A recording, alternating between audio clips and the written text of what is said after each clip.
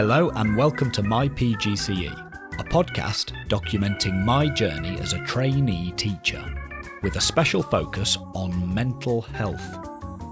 I am your host, James B.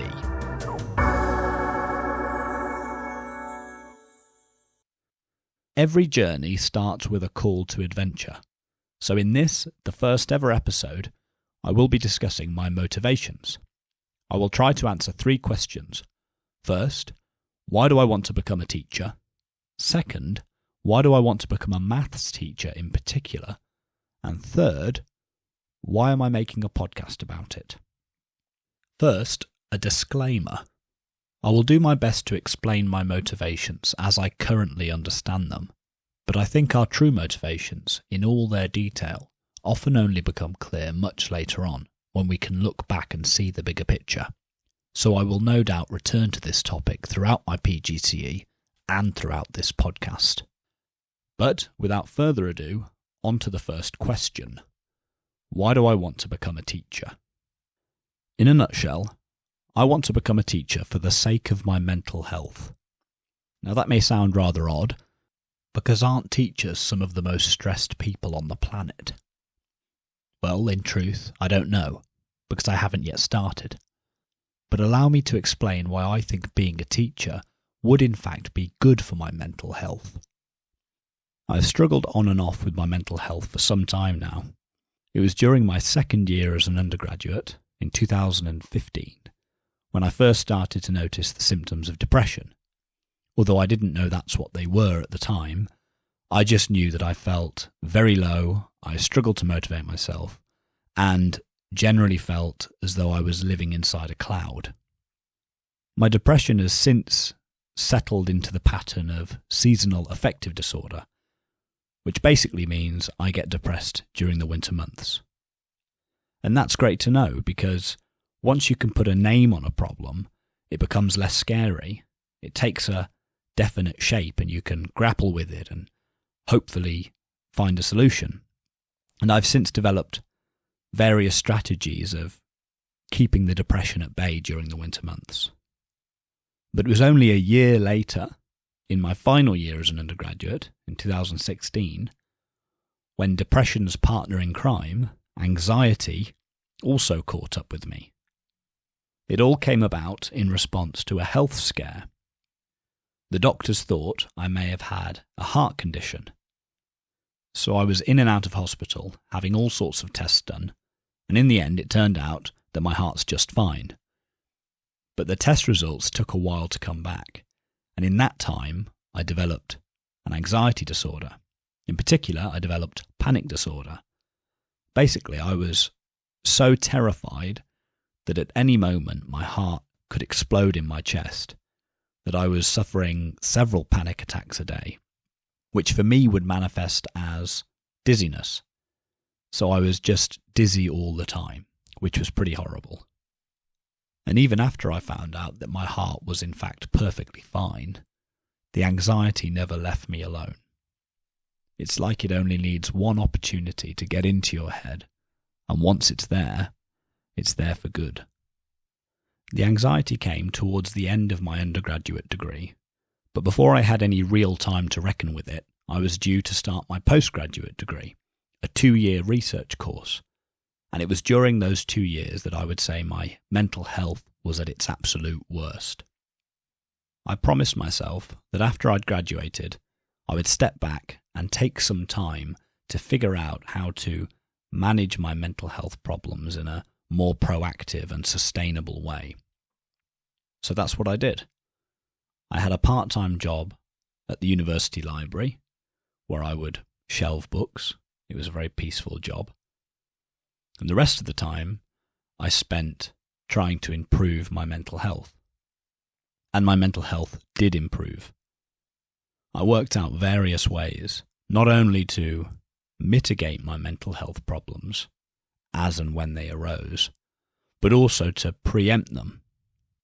But it wasn't long before depression returned in a new guise.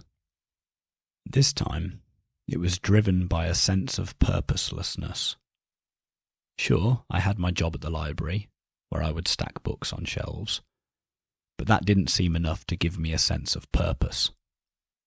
During this period, I also started creative writing, which had been on my to-do list for ages.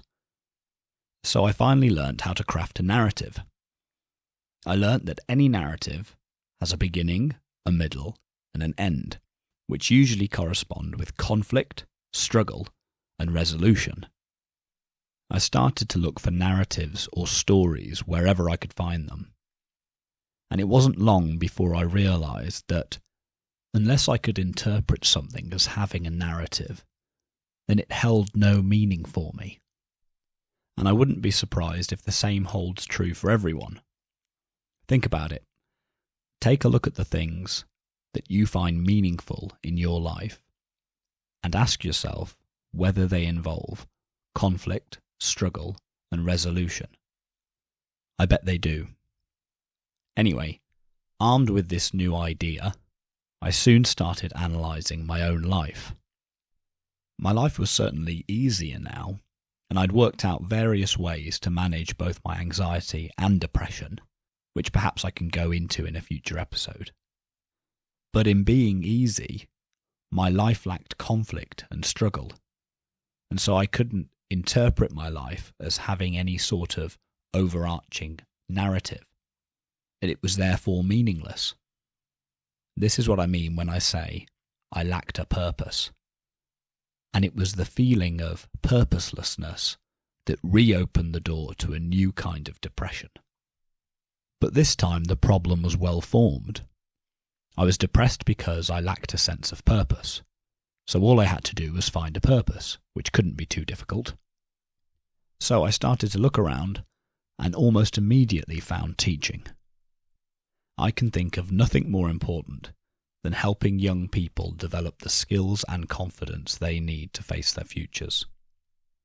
So I applied to do a PGCE, and even the act of applying has given me a sense of purpose and a forward-looking attitude, and I feel that I've left some of the more sinister mental health problems behind. So that's why I want to become a teacher, because I think it will give me such a strong sense of purpose that I'll be able to weather any mental storm. Now, on to the second question. Why do I want to become a maths teacher in particular? As an undergraduate, I studied mathematics and philosophy, which some people say sounds like an odd combination, to which I say that they are both just about arguing. In mathematics, you argue using symbols. In philosophy, you argue using words, which are just another type of symbol. As a postgraduate, I studied analytic philosophy, which is philosophy with a mathematical mindset. So you'll take a big, complicated problem and break it down into smaller, simpler ones in order to better understand whatever the issue is. For me, the issue was the mind, so I studied the philosophy of mind. I also have some experience teaching mathematics to secondary school students, A-level students, and undergraduates. I have also taught logic to undergraduates.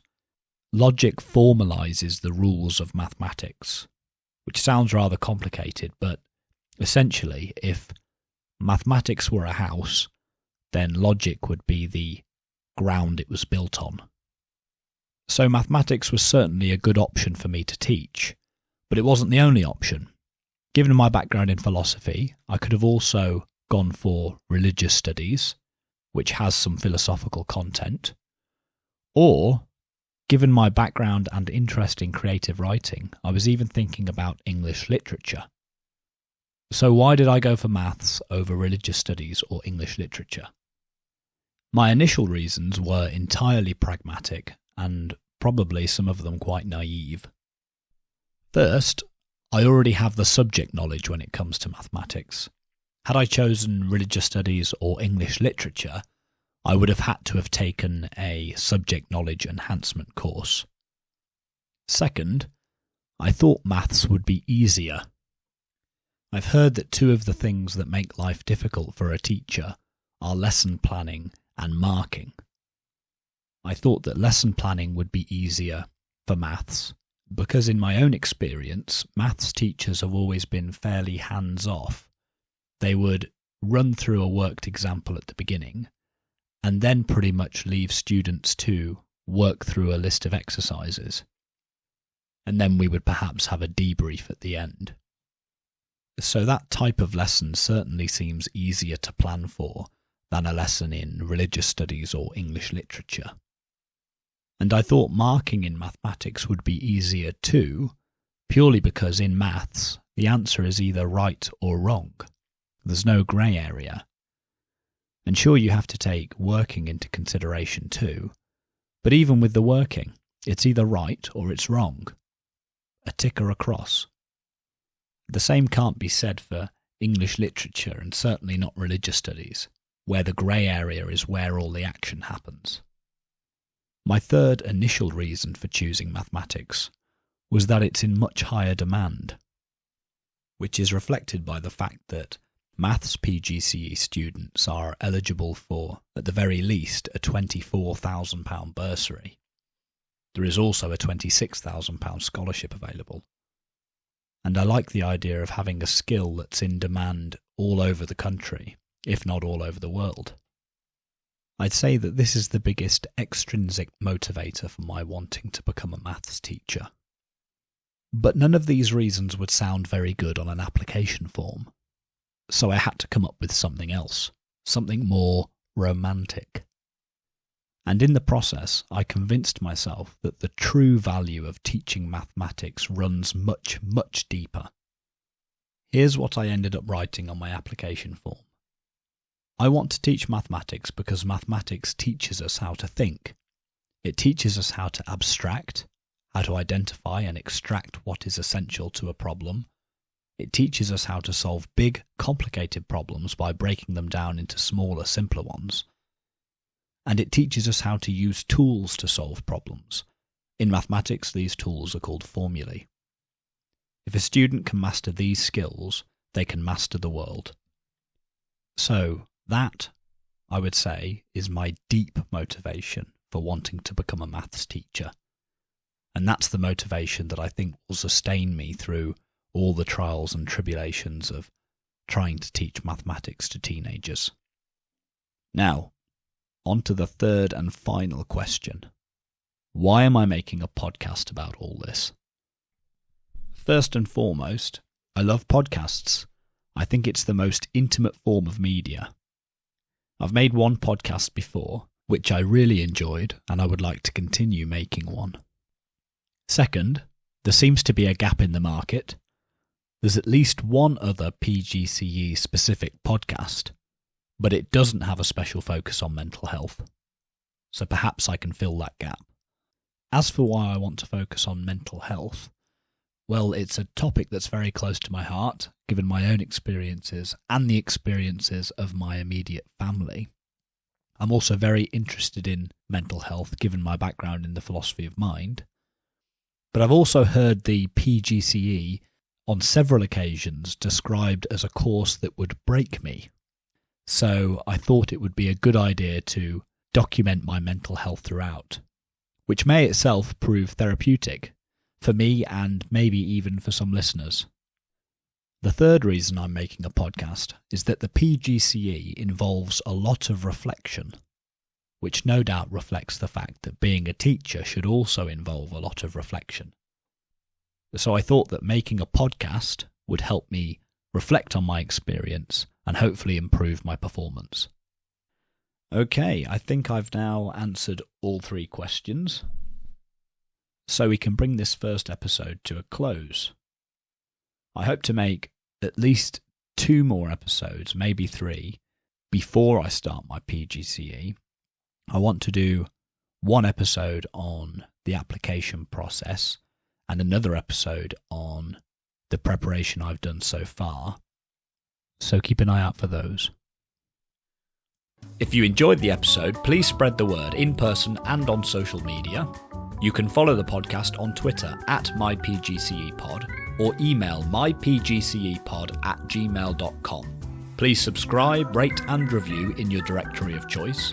Please also consider becoming a patron at patreon.com/mypgcepod and helping fund both the podcast and my PGCE course. Thank you, and talk again soon.